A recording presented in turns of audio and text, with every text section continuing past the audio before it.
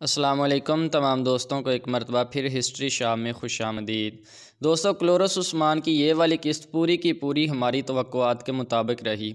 दोस्तों, हमने पिछली वीडियो में इस बात का इंकशाफ किया था कि कोनूर अलप वज़ीर आलम शाह की गिरफ्त में होगा, लेकिन कोनूर अलप किसी न किसी तरह से बच जाएगा और गेहातू और वज़ीर आलम शाह उस्मान की गिरफ्त में होंगे और उस्मान इनको सुल्तान मसूद के सामने रखेगा और अपने ऊपर लगे इल्ज़ामों को ख़त्म करेगा। दोस्तों, मामला भी बिल्कुल ऐसे ही हुआ। वैसे ये अलग बात है कि सुल्तान मसूद ने उस्मान की बातों का इतबार नहीं किया। चलिए दोस्तों, चलते हैं कुछ गुज़श्ता किस्त की ऐसी चीज़ें आपकी खिदमत में रखते हैं कि जिससे आप हज़रात को मज़ा आएगा। दोस्तों, आप कितनी देर से उस्मान की बेबसी देख रहे थे और इस बात का इंतज़ार कर रहे थे कि कब उस्मान वज़ीर आलम शाह को पकड़ेगा, और बिल आखिर वो मुकद्दरों वाली घड़ी भी आ गई कि उस्मान ने वज़ीर आलम शाह को पकड़ा, फिर गेहातू को पकड़ा। और दोस्तों, यकीन जाने कि वज़ीर आलम शाह को उस्मान ने ऐसे बेहतरीन थप्पड़ रसीद किए कि वज़ीर आलम शाह के 14 तबक रोशन हो गए। वैसे दोस्तों, जब वज़ीर आलम शाह बोलता था, पता नहीं उस्मान को कुछ होता था या नहीं, लेकिन ड्रामा देखने वालों का पारा 160 तक पहुंच जाता था। दोस्तों, वज़ीर आलम शाह के अल्फाज ही बहुत ज़रीले थे। दोस्तों, जो उस्मान ने वज़ीर आलम शाह की गर्दन उड़ाई थी, मैं कहता हूँ कि पिछली तमाम किस्तों का लेवल हो गया। मतलब इतनी बेहतरीन और उम्दा और लजीज तरीके से तलवार चलाई कि ड्रामा देखने वालों को दिली सुकून हो गया। हालांकि इधर सुल्तान मसूद कह रहा था यौक उस्मान यौक, लेकिन मजाल है कि उस्मान ने एक भी सुनी हो। वैसे इतनी बेबसी के बाद उस्मान का इतना लेवल तो बनता था कि सुल्तान मसूद के सामने वज़ीर को कत्ल किया जाए।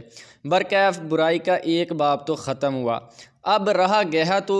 वैसे दोस्तों, गेहातू का भी ठीक ठाक लेवल हो गया है और तारीख़ी एतबार से भी गेहातू उस्मान के हाथों जलील होके गया था और इसके बाद अपने ही मंगोलों के हाथों कत्ल हो गया था।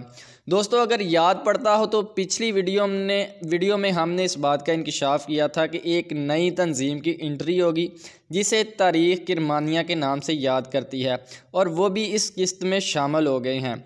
और इनका आगाज़ बहुत ही घटिया तरीके से हुआ है। मतलब आते ही उन्होंने मलहून के अब्बा जान को किनारे किया और उस्मान के कबीले में दाखिल हो गए, और ये उमर बे के कबीले से ही शैतान निकले थे।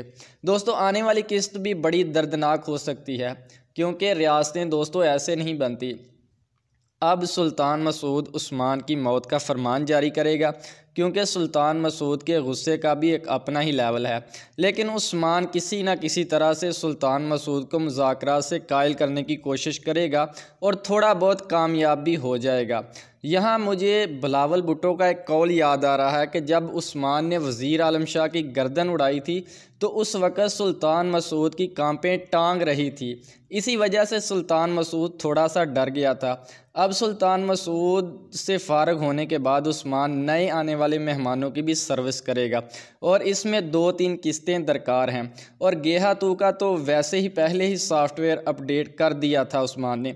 अब उस्मान का सारा फोकस मलहून खतून के कबीले से आने वाले नए मेहमानों पर होगा। दोस्तों, अगली किस्त बहुत ही दिलचस्प होने जा रही है। दोस्तों, अगर आप इस तरह के मज़ेदार तबसरे सुनना चाहते हैं तो हमारे इस चैनल को ज़रूर सब्सक्राइब करें, बेल आइकन के बटन को ज़रूर